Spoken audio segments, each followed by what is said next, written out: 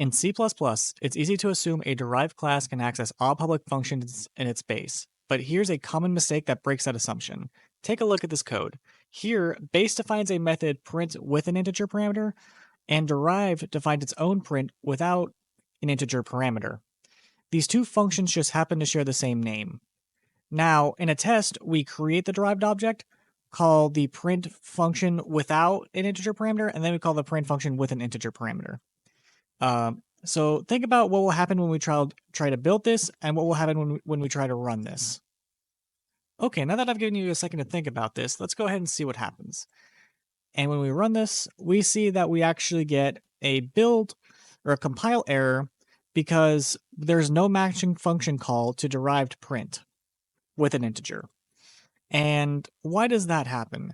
This happens because of name hiding. In C++, when a derived class declares any function with the same name as the one in its base, it hides all base versions with that name regardless of their parameters.